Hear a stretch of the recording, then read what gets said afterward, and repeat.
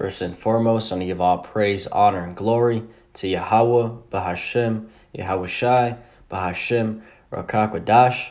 Yahweh is who this world ignorantly calls God. Yahweh Shai is who this world ignorantly calls Jesus.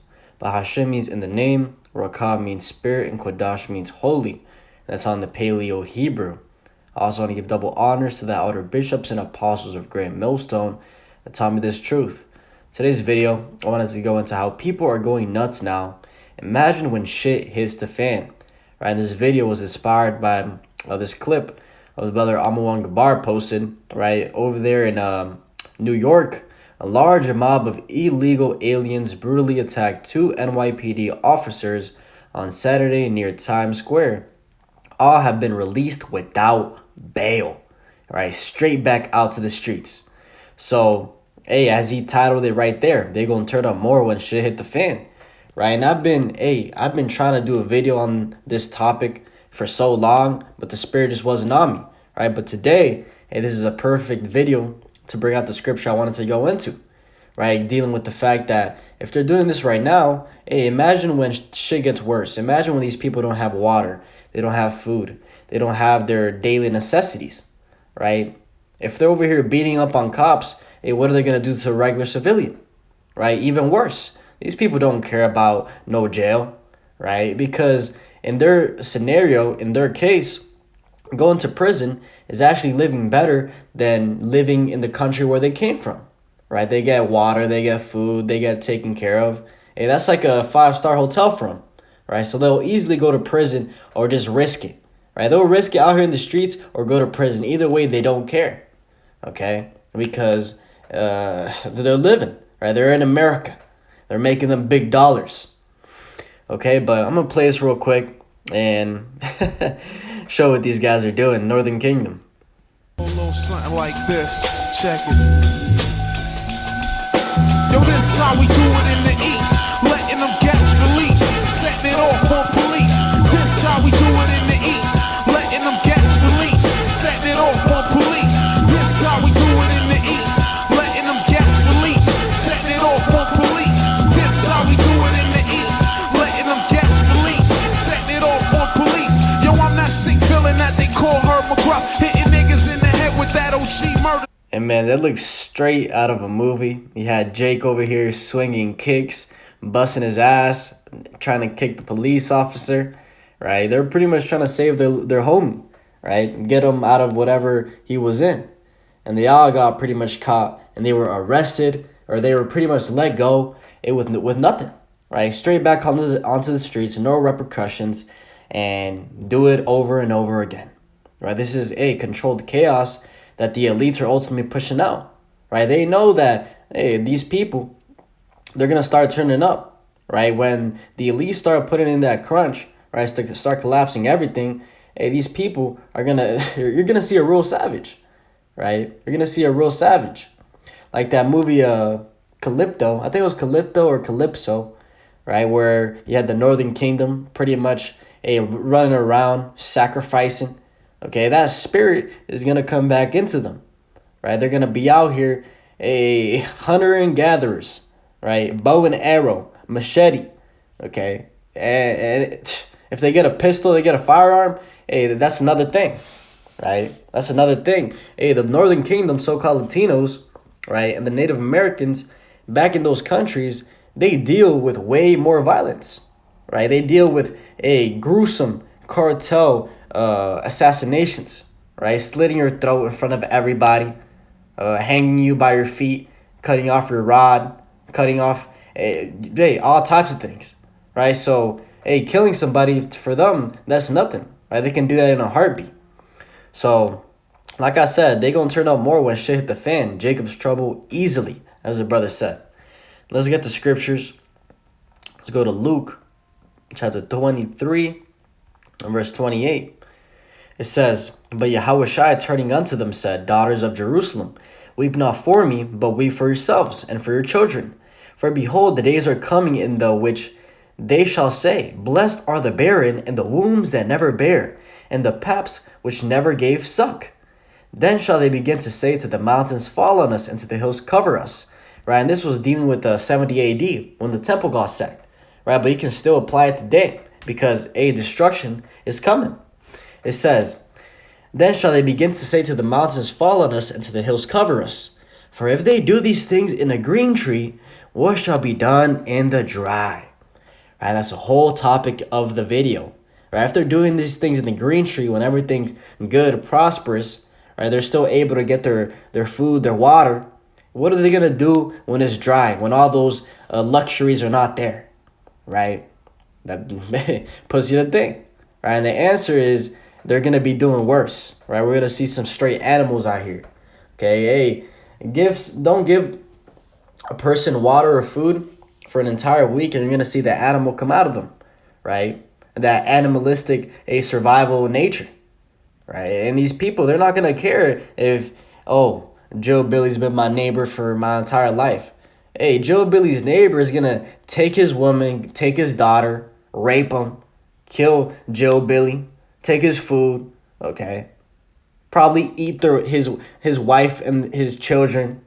Who knows, right? It talks about cannibalism, right? And that's gonna come back in a great fashion.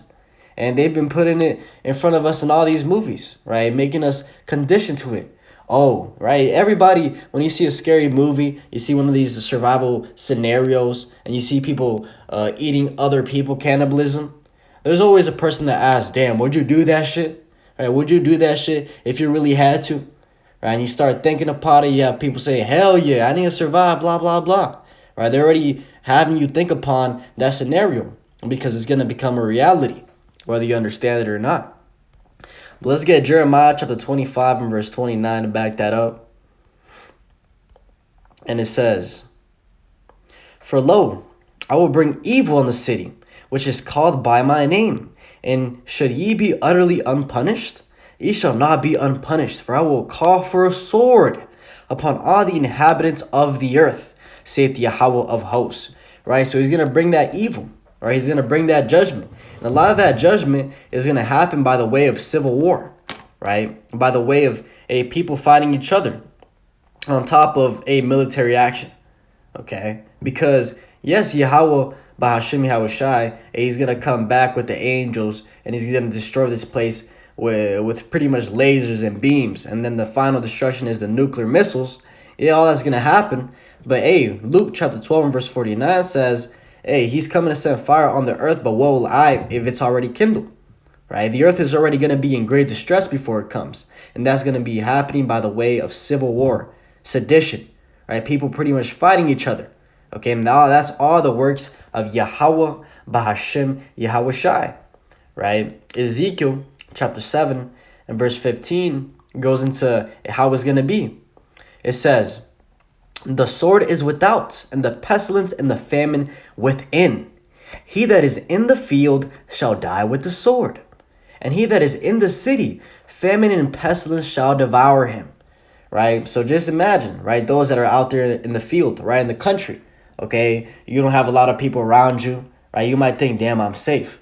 But just like in all these movies, you're going to have a bunch of rednecks, right? Riding around in the F-150, right, four in the back with shotguns, riding around to all these Suburbans, okay, and killing, right? Killing. That's how those in the field are going to die with the sword.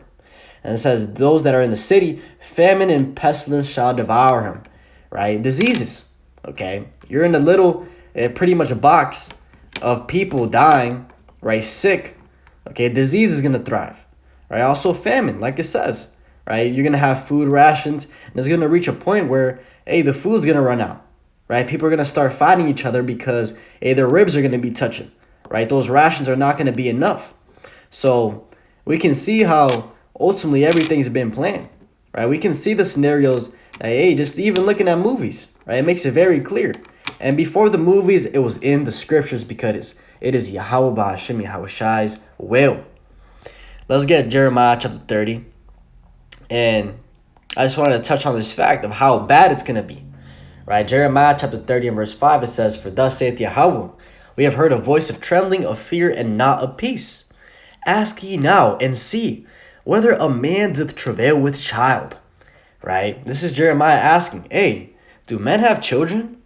Right? He says, wherefore do I see every man with his hands on his loins, as a woman in travail, and all faces are turned into paleness, right? So obviously the answer is, nah, men don't have children. So he's saying, damn, and why do I see all these men bent over like women, right? Holding their balls, holding their stomachs, okay? With pale faces. Why do I see that? It says, alas, for that day is great, so that none is like it. It is even the time of Jacob's trouble, but he shall be saved out of it.